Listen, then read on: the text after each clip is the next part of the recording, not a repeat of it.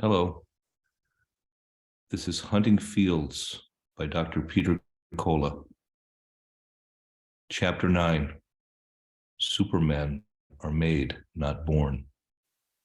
Dreams are the chalkboards of our souls, where the lessons are presented to educate and train us for future plans and events. It is these events that feed our spirit, good and bad. Bob sits in his small apartment wrenching on his motorcycle. The TV is playing in the background, one of the only two shows he likes to watch. Black and white classics, The Munsters, or The Addams Family, his favorites. He laughs at the jokes without even watching since he's seen them so many times. He vaguely remembers watching the same shows when he was little. His older sister scratching his back as he lay in front of the TV, the black and white television, coat hanger for an antenna. His life has always been filled with nightmares. The doctors say it's the tumor he has in his head. But that doesn't make sense since he had it his whole life. Most of the other stuff on TV just gives him headaches. He hardly looks at it anymore. He stands and stretches his back as he walks over to the old refrigerator, pulls it open, and grabs out a couple of beers. He comfortably sits in his old recliner, popping one open with his thumb. He sits and watches Herman do something stupid. Herman or Lurch on the other show. Bob loves those characters and can't seem to take his eyes off any time they're on. He watches laughing as Herman is joking with Grandpa, another figure Bob has always shied away from watching without knowing why. He just never liked the old man's suit. Bob laughs as Grandpa gets hit again with an oversized bat Herman happens to grab. When they both go let Eddie out of the cage he's sitting in, Bob suddenly gets a flashback to a memory of himself climbing out of a cage when he was no bigger than the boy. Bob freezes as the image of the boys, dozens of them stacked in cages, appear before his eyes, being pulled out of the cages and actually fighting to stay in because what waits outside is worse than the safety of the cage. Fighting has always been about fighting. Take that one. He's the strongest, he hears a man say. You have one purpose in life, another one says, as a shock shoots through his head like lightning. Or maybe it was the TV. Then the man says, the only purpose, muscle. It must be a nightmare. It disappears as fast as the memory floods in. Isn't that what they say? Nightmares aren't real. That's why you can't remember them. At least that's what the doctor said when he would try to tell them what he saw. Bob looks around for his pills, suddenly angry as his head starts to throb. It might be a nightmare, but the pain he can remember. Don't the doctors also say people never feel pain in the nightmares? Well, they've never experienced real nightmares then. That's another group he avoids like the pest, doctors. As far as he's concerned, every one of them is heartless ghouls. He's never met a single one that actually cared about people. Strike that. Except for one guy he can barely remember when he was in prison. That guy seemed to actually care. Okay, one. He actually hates the medicine commercials. Just the colors and the background jingles and send ripples of cramps through his whole body like being struck in the ass with a cattle prong. All of the pills he's had to take for as long as he can remember. Another group of vampires. Why he thinks he has no idea. For some reason, it's the little secret handshake clubs, like those that just seem to make his blood boil. Maybe it's their pompous stand acting like they care when he knows they don't give a rat's ass about anyone except themselves. Bob laughs with another falling anvil landing on Herman's head as the show breaks for commercial, a faint flash, and some bell sound play. Bob rubs his head suddenly as his temples start pounding. His movement slows, and he starts going into a starry-eyed As the beer pours down his face, he sits staring straight off into space, listening for further instructions. Flashes of bright light, and he is a young boy standing in line. Little boys being pulled out by a man in a priest's outfit, whipped with a long cane, Boy Scouts and altar boys, all wearing uniforms with large patch on their chest. Bob can hardly look at the eye of Ra in the center. He watches from outside, himself being pushed into a dark room. All he hears is his own screams of pain and the whipping sound of a cane striking flesh. His blood starts to boil as the heavy-set schoolmaster in his little shorts, wearing a priest collar, comes out and grabs another young boy, even smaller this time, and pulls the screaming child into the dark room. The heavy wooden door slams and a padlock appears as the image and the sounds fade from his memory.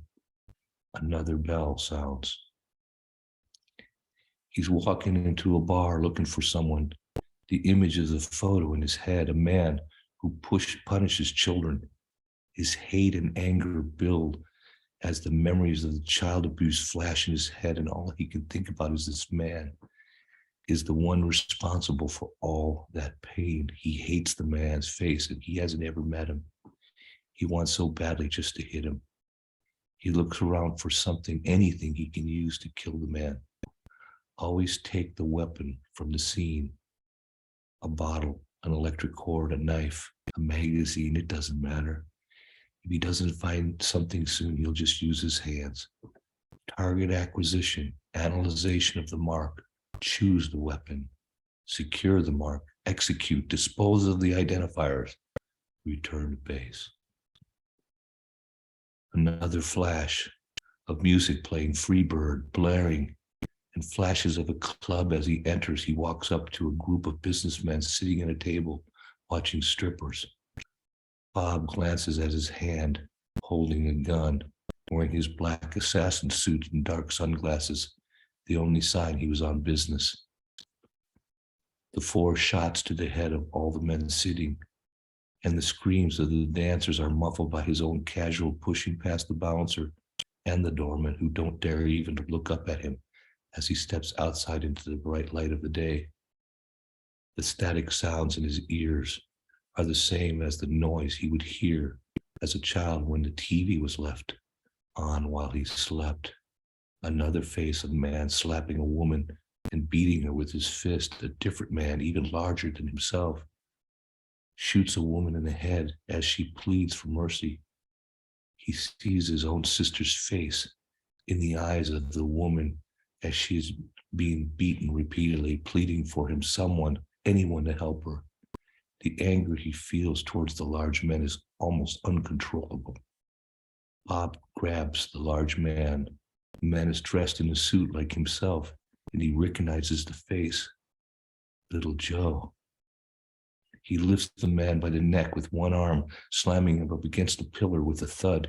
The man tries to pull a knife, but Bob catches his fist with his free right hand and proceeds to punch the man with his own hand like a club so hard it not only dislodges his jaw, but nearly from one side of his face, but jams it up into his skull, leaving the man looking like Popeye character from the cartoon Bob likes.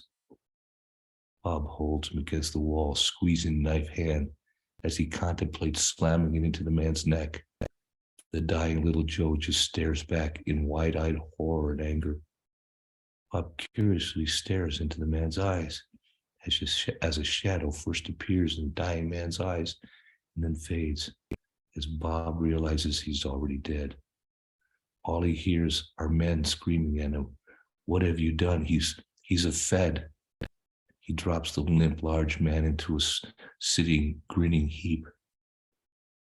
"They're going to send you back to jail for this," another man are screaming at him. "He's a made man.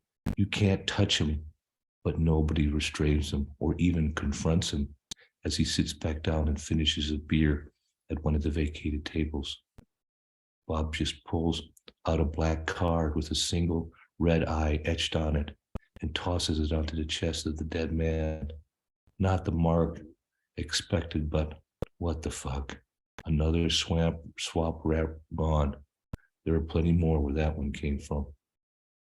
Shot after shot, face after face, children being tossed into cages, girls looking up at him with pleading eyes as he stares out past them in silence. He sees himself running through the forest at night being chased by dogs. Bob's mind always feels he's doing what is right, disposing of evil men who abuse women and children. What am I? He asks himself as he shakes his head, sitting in his recliner, rubbing his head, still gripping the wrench like a knife, screaming at the voice in his head. You're an assassin. You're a handler. You're a dog for us to use as we please, the voice says with a laugh. Another flash on the TV as another medicine commercial plays in the background. Take the white pill, take the blue one. Have a thrill, have some fun. Take the white one, take the blue one. Nowhere to run. It's time to kill. The muffled sound of a mute boy in a hood, softly pleading with them above the roaring of a truck engine, not like most of the rest for mercy or to be freed, but quietly asking them, why don't you do what you really want to do, what you were created to do? Protect God's children. Bob almost loses control, looking back at the boy, just sitting there, his statement cutting through the fog like a lighthouse. What? You have no idea what I've done, Bob says, quickly correcting the truck. Back onto the road, almost hitting a telephone pole. Shut the fuck up back there. The boy doesn't respond, just waits and listens. Then Bob adds, I can't. I want to, but I am beyond any forgiveness. The boy relaxes back against the truck wall. God doesn't care about what you've done. He only cares about who you are. The mute boy says with a smile. Can almost be seen under the black sack that surrounds him. As far as I'm concerned, I forgive you. The bell rings softly in the background, and Bob is again a child sitting in the chair watching violent acts being done to other children, animal soldiers. Is he dreaming? How can it be? It seems more vivid and physically real than his memories. Screamed at and beaten. To open his eyes and watch witches who look like women but really are men, raping children, others eating them. This can't be. The children, their parents, are just standing there watching, laughing. More images on the screens of TV shows with repeating eyes and gunshots. The bells ring again. Driving down dark roads, voices pleading to him from behind, some muffled, some not, babies screaming. So many babies screaming. He opens his eyes for a moment and closes them again, shaking his head. Who did that? All he wanted to do was get his hand around the neck of the man driving that truck. The large man sits in a chair, his beer fallen on his lap right next to his wrench. He's weeping as he stares out into space. Again, he's young, this time strapped to a table, receiving a transfusion, white milky substance in his arm. It is painful, burning, and the boy starts to scream as the doctor in the white coat screams louder to shut his mouth in German, and then shocks the boy on the next table with a shock stick, laughing. Bob's head wrenches as he turns to look at the boy spasming in pain. It's his brother, his little brother, Alan. Flashes and a line of large men standing all dressed in their dark suits, black glasses and ties. They all hold guns in one hand and a flip phone in the other. When you hear the words primary mark, nothing stops you until the target is dead. The sounds screams over and over in his head like a mantra. One of the men suddenly is facing them, laughing, wearing an eye patch and biker gear.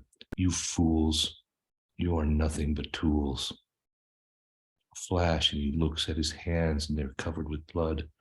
the blood of a man, or something he's torn the head off. The blood covers his hands as he realizes what he might have done, what they have made him become. The faint sound of the bell tones off in the distance, sounding like a church bell. Maybe it's time to be an altar boy again, Bob thinks to himself in angry fear. Bob jumps awake, staring at his hands, half expecting them to be covered in blood. He looks back at the TV commercial just ending on the screen, advertising one or another white pill that looks just like the ones he has to take from his metal tin, the ones he's taken his entire life. The cancer doctor, Damien, told him he has cancer of the brain and the pills are the only thing keeping him alive. It must be true. The headaches are so strong.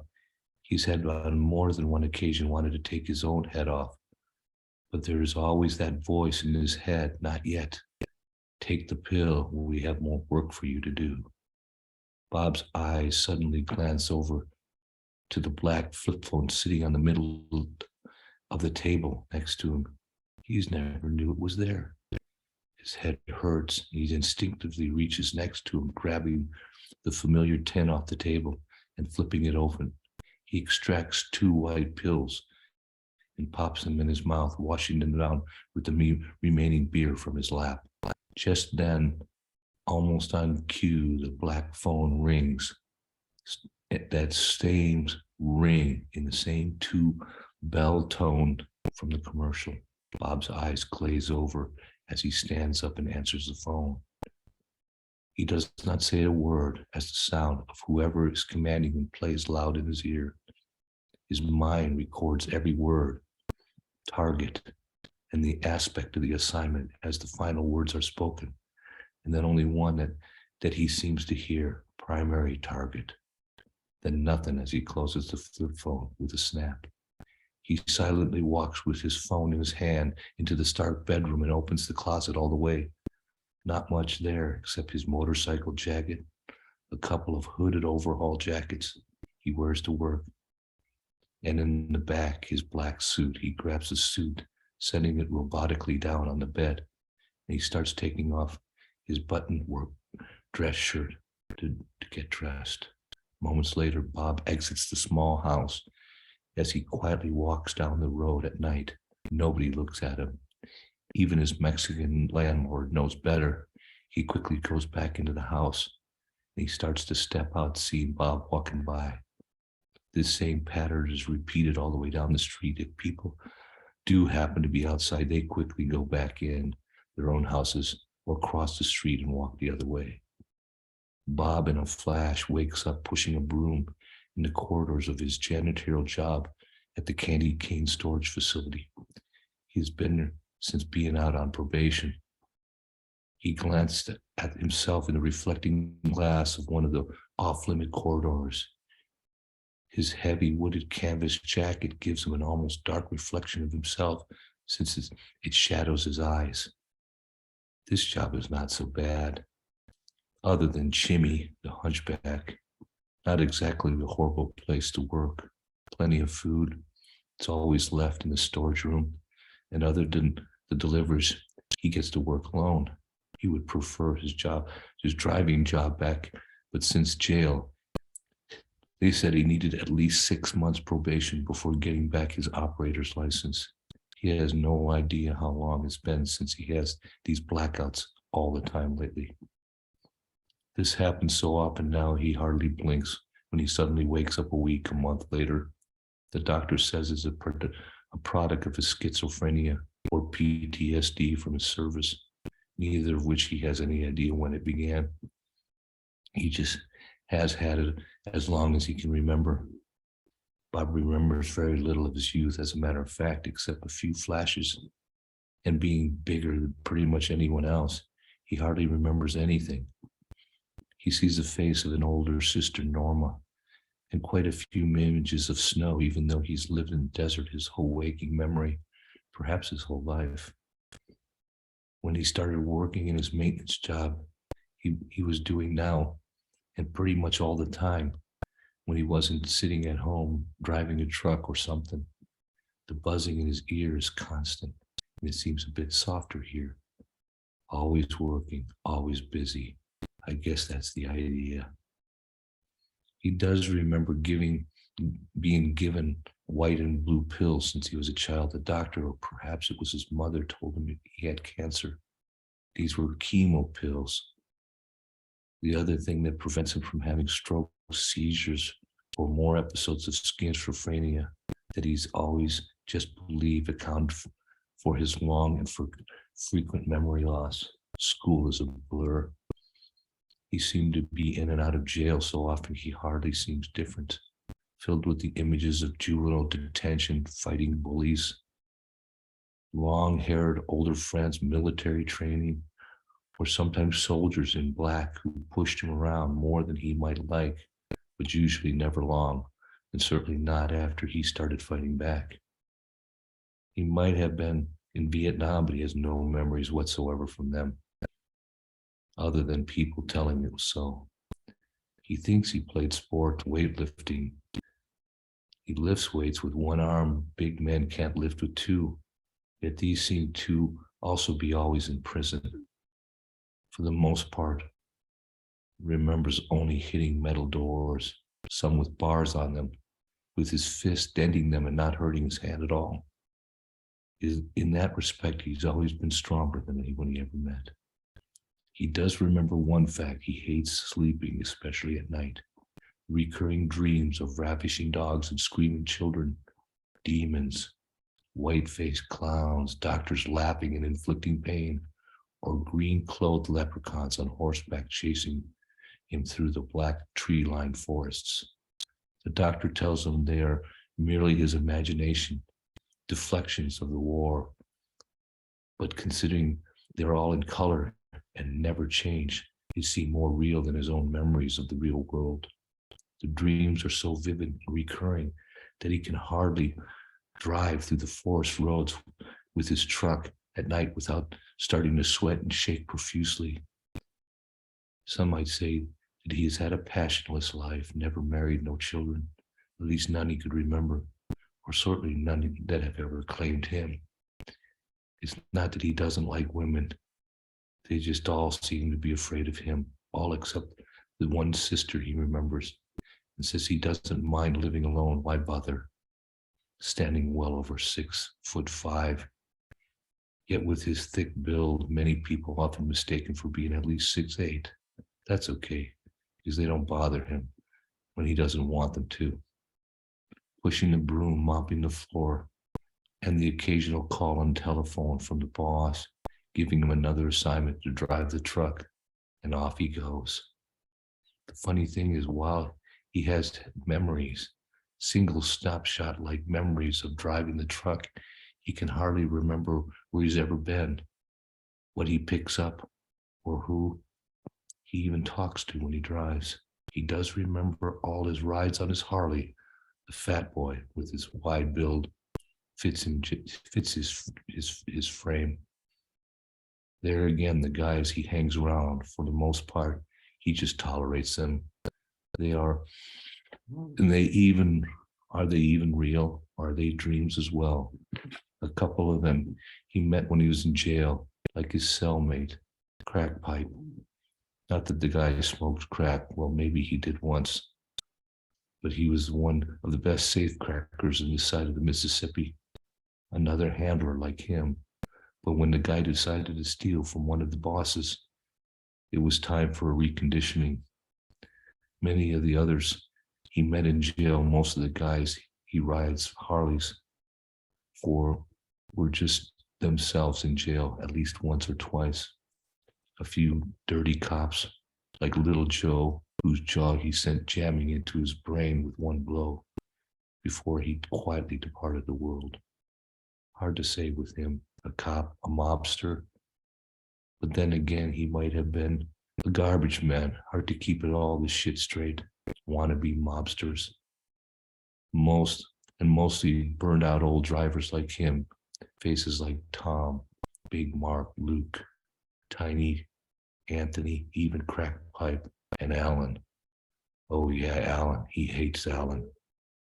Alan's face shows up in his dreams. sometimes on the body of the hunchback, teasing him all the time, calling him stupid for laughing every time he says something when he was little, or hiding in the back of the cage, or dribbles a little beer running down his bearded chin. For some reason, he seems to remember Alan and Chimney, the hunchback, even when they were all little kids. A handler like him, Alan is an ape, a bully. If it wasn't for the fact that he's almost as big as Bob, muscle-bound, having a neck twice as thick as his head, he probably wouldn't waste a punch on him, on that fat boxing dummy head of his. But one of these days, Alan's going to cross the line, and then it's back to jail for ripping that pinhead right off his big little man's shoulders. Back to the reconditioning school, as Crackpipe used to call it. He does remember killing men, every one of them. Their eyes seem to haunt him, even long after they're gone. The funny thing about the assignments, he never gets to put in jail for killing a target or someone who has become a target. As a matter of fact, he never even gets questioned. It's only when he kills someone on his own, or because they do something he just can't stand, like hurting a child. These guys, he seems to always have to spend a little time in jail for. But it's always worth it. One thing is for sure, when he went to prison, there wasn't an idiot in that place that dared come near him with any ideas of hanky-panky. They all seemed to just know to leave Bob alone. Everyone except Alan. Or was that Jimmy? I guess idiots like them never get the memos, assuming either one of them ever learned to read. Little Joe, that guy he killed, not that he was the only man Bob killed. He was the only one Bob remembered going to jail for. Joe was a real peach, a guy even bigger than Alan. Bob tried to tell him not to lay his hands on the girlfriend he showed up with on more than one occasion with bruises on her face. When the damn dumbass hauled off and slapped her right in front of Bob, well, that was that. Bob only punched him once, but killed him instantly, so they said. Just his luck, they happened to be there, all of his off-duty cop buddies and mob friends sitting at the bar watching the whole thing. Not that he remembered any of that. It was what he was told. Flashes. The flickering ultraviolet lights of the corridor make his head hurt. He hears cries down the corridor. He never likes hearing them. Luckily, they didn't make him go down there. They tell him it's a medicine testing wing for terminally ill children, retarded or autistic, hard to remember. That was Chimmy's area. Occasionally, the other guards in the back go as well, but they are just little elite punks. Take away their guns, stun sticks, and body armor, and he wouldn't give a gallon of spit and a cup of bad gas for the lot of them. Flash and a crackle as the light flickers again. Now Bob's head really starts to hurt as the flickers of old nightmares seem to filter back into his head, memories of faces, small ones, his own sitting in dark corridors, lights flashing, being hit with sticks, stun guns. Sometimes worse, men in white and clown suits grabbing him and pressing him down, hurting him. It had to be a dream. He has no memories from before when he was 30, except training in the military special forces, he thinks. Bob keeps pushing the mop up the hall. As long as the lights don't flicker and those idiot doctors left him alone, he might get something done. Prepare all the food boxes, water boxes, go unpack the trucks, stock up the boxes in the storage, and finally dispose of all the biologicals in the cancer wing in the furnace room. That's the worst part of the job. No matter how many times he's worked down there, or how many men he's bashed their faces to a pulp, he couldn't bring himself to look at one of those transparent biological bags, even when the doctor screamed at him to do so. Just throw them in the furnace and hit the gas. And don't forget to adjust the ignition timer to spark the furnace. He almost smiled at the thought of this place blowing up. Jimmy almost blew it up when he forgot the timer one time. That was the last time they let him work down here. Time to finish up mopping tonight, pushing the bucket to the last corner of the hall, maybe early enough to take the bike to Wagon Tongue for a couple of beers or some darts before closing. The moans and cries are louder tonight, and Bob tries to spend as much time as possible down the hall furthest from the door. Tonight he can't seem to escape it. His eyes go to the weird candy cane red cross flicker. The light flashes again, and my head pounds even harder this time. Hmm, hmm, hmm, hmm, hmm, hmm. An almost musical tone, or the sweetest voice he had ever heard, suddenly brought his eyes away from the floor and up to the ceiling air vent where the sound seemed to come from. What is that? The sound of a little child singing? And seems to be coming from the vent over that candy cane door. Even though Bob fears no man that door, he's afraid of it.